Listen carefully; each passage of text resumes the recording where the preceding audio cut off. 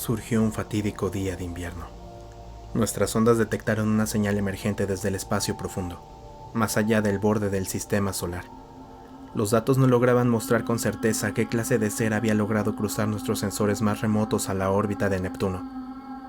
Lo que estábamos esperando es que fuese lo que fuese, nuestro sistema de defensa orbital de Urano pudiera destruirlo. Pero, tras esperar un par de días, nada. El cuartel general de Urano dejó de transmitir su bitácora. Y es que hacía años que no lograban cruzar la órbita de Urano, pero esta vez no había nada, ni señales de auxilio o sobrevivientes. Debo admitir que después de perder la señal en Urano, el mando central no perdió la cabeza en lo absoluto. Siendo la primera barrera defensiva del sistema solar, era de esperarse que pudiera ser destruida tarde o temprano. Creo que me sentí algo aliviado cuando el mayor general nos hizo ver la realidad de la situación. No había que perder la cabeza. Ya había pasado antes el hecho de perder nuestro sistema de defensa más lejano, pero algo en mi cabeza me decía que esta vez algo más estaba pasando. Pues hacía exactamente 23 años que no habían logrado penetrar nuestras defensas, y mucho menos de una manera tan contundente como para no haber podido siquiera responder el fuego o transmitir una señal de emergencia. Pasaron 6 días después del último ataque, y lo impensable sucedió. Las señales que recibíamos desde la estación de defensa de Saturno de la nada dejaron de transmitir. Era algo sin precedentes. Nunca habían logrado penetrar tanto terreno desde la batalla de Marte. No quería especular en lo absoluto, pero tenía que admitir que había una gran posibilidad de que estos ataques no los estuvieran propiciando ellos esta vez. Esta vez creo era algo proveniente de otra parte. Y es que ya hacía mucho tiempo que no habíamos vuelto a saber de ellos. Por lo regular, las batallas espaciales que se llegaban a llevar a cabo en el borde del sistema solían ser partícipes de destrucción, llamados de refuerzos y cápsulas de escape que llegaban a la estación de Saturno. No pasó mucho después de haber perdido contacto con la estación de Saturno, cuando se comenzó a percibir el miedo ante las tropas de asalto, e incluso los comandantes de más alto rango. Y más temprano que tarde, se programó la salida a la flota de ataque Elite para que llegara cuanto antes al cuartel general de defensa de Júpiter. Cabe recalcar que la flota de ataque contaba con un historial perfecto de misiones completadas en casos de sabotaje e insurrección. Incluso participaron en la batalla de liberación de Marte. Tan solo lo que nos quedaba era esperar el reporte de estado de la flota de ataque. Pues ya no era normal el hecho de haber perdido tanto terreno en tan poco tiempo, y los únicos que podían resolver esto era la flota de ataque. Pasaron tan solo unos días cuando recibimos algo que nos heló la sangre a todos, y fue cuando entonces, por primera vez desde hace mucho tiempo, sentí un escalofrío recorriendo mi espalda. Era una señal de auxilio. Era algo sin precedentes, algo que no podía aceptar por más que tratara de admitir lo que estaba pasando en el aquí y en el ahora. La señal de emergencia provenía de la flota de ataque, algo que no podía siquiera pasar por mi cabeza, y hablo por todos en la estación cuando digo que nadie podía creer lo que estaba ocurriendo. De una flota de 40 naves, solo regresaron 3 en estado crítico, y con apenas una tripulación de 500 personas. Era un acontecimiento histórico, sin precedentes. Estábamos perdiendo ante un enemigo fantasma, pues los sobrevivientes que lograron regresar en las naves murieron al poco tiempo por suicidio, y los pocos que fueron internados en un hospital psiquiátrico antes de suicidarse no dejaban de mencionar la palabra devorador de mundos. ¿Pero a qué se referían con esto? ¿Qué clase de ser había logrado destruir nuestra flota más grande?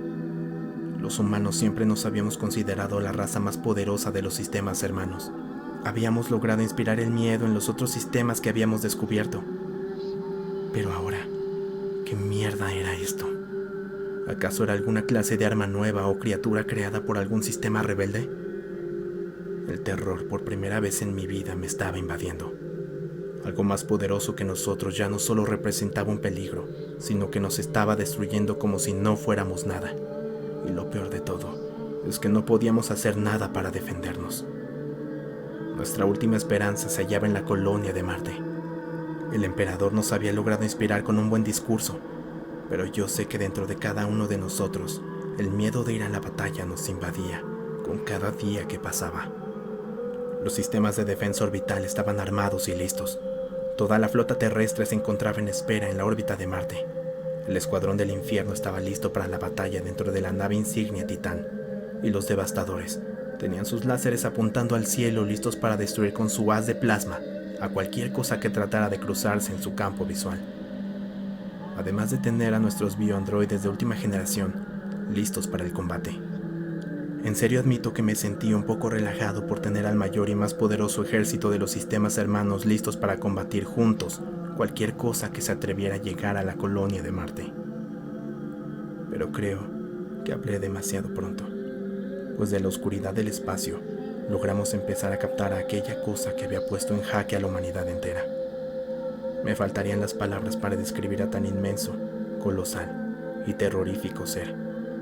Era una criatura de proporciones bíblicas, salida de los peores infiernos imaginados de la humanidad. Un ser indescriptible de 1000 ojos y 1000 bocas, que consumía todo a su paso como si de un animal hambriento se tratase. Lo veía todo y lo consumía todo.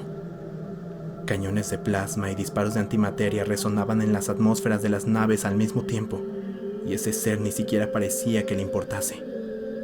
Todos éramos un grano de sal más dentro del plato principal.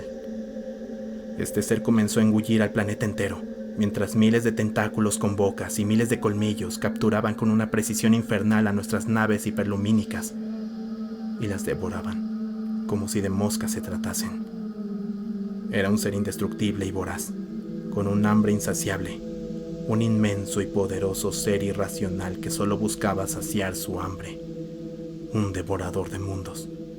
Y lo peor de todo es que no podíamos hacer nada, porque no había nada que hacer ante un ser para el que somos mucho menos que una partícula de polvo en el cosmos.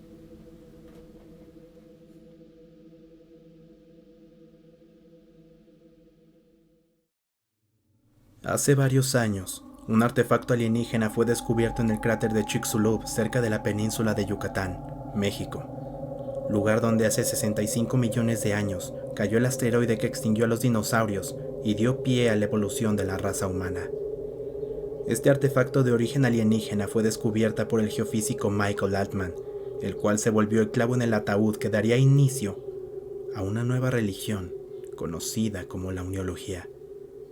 Pero el gusto de un hallazgo nuevo no duraría mucho, pues el artefacto alienígena, o mejor conocida como la Black Marker, no era una estructura convencional, ni un objeto de adoración mucho menos. Científicos analizaron el artefacto y llegaron a un sorprendente descubrimiento. La efigie emitía extrañas anomalías en forma de ondas no visibles, al igual que una fuente de energía casi ilimitada. Más estudios confirmaron que estas ondas y la energía eran responsables de alterar las funciones cerebrales regulares de los seres biológicos. Pero a pesar de las advertencias, la fe de los nuevos fieles a este artefacto pudo más. Y es que dicen que la fe mueve montañas, pues el gobierno unificado de la Tierra no pudo hacer más que dejar el artefacto a los creyentes e iglesias de la nueva y recién fundada religión de la Uniología. Era algo espectacular. Personas adineradas, gente de la élite, eran los principales personajes que mantenían esta nueva religión, y con ello miles y miles de personas iban creyendo, ya no solo en cuentos, pues tenían algo tangible, algo en que creer, el vestigio de lo que pudo dar origen a la vida humana en la Tierra tal y como la conocemos. Poco a poco la gente se fue convenciendo con los hechos de esta nueva religión, pues aquello que no tenían todas las demás era la certeza de que en lo que crees realmente puede ser verdad. Pero, de todo gran imperio, siempre tiene que haber un cáncer que surja desde el corazón de este. Las anomalías que emitía la efigie negra comenzaron a afectar a las personas que se encontraban cerca de ella y se comenzaron a propagar por todo el mundo. Y es que algo que el gobierno nunca nos dijo y habían encubierto desde el inicio es que comenzaron a replicar a la efigie negra usando ingeniería inversa, dando como origen a las efigies rojas, una copia idéntica de la efigie original, pero más pequeñas y fáciles de transportar. Lo que el gobierno quería era usar su casi inagotable energía como fuente de alimentación para las grandes ciudades, las cuales se desbordaban de riqueza y lujos muy costosos de mantener con las ya casi extintas energías no renovables. El gobierno había construido docenas de estos artefactos, los cuales habían llegado hasta el último rincón del planeta e incluso algunas colonias humanas. Pero el problema comenzó cuando las ondas que provenían de las efigies comenzaron ya no solo a alterar el comportamiento cerebral de las personas y los animales. Todo cambió cuando de la noche a la mañana surgieron personas con alguna especie de paranoia psicótica y comenzaron a cometer homicidio para seguido de esto suicidarse. Pasaba por todas partes. Cada día eran más y más las personas que comenzaban a cometer asesinatos, mientras los fieles de la iglesia cometían suicidios en masa.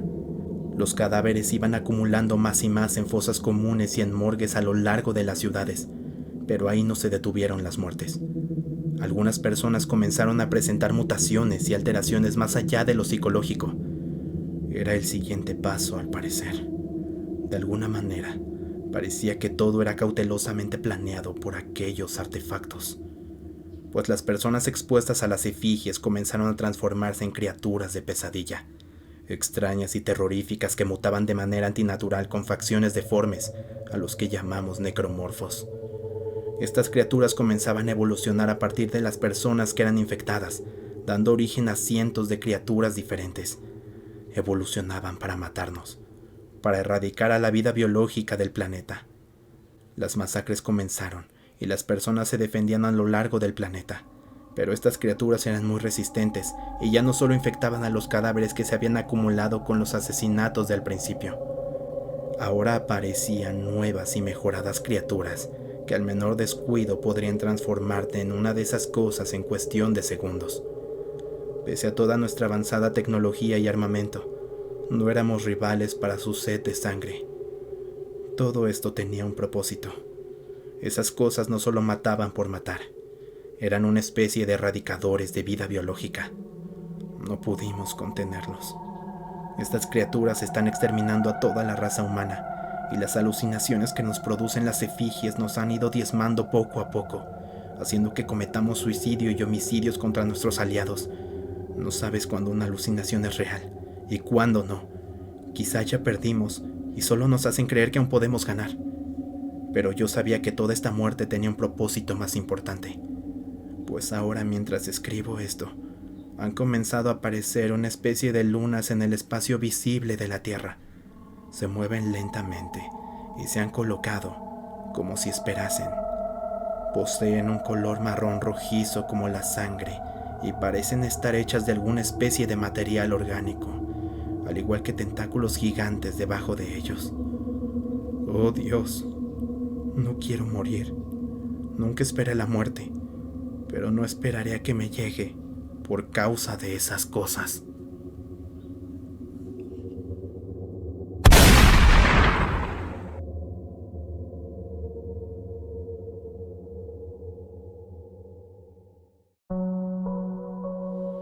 ¿Alguna vez te habías preguntado cómo reaccionarías si te dijesen que es el fin del mundo?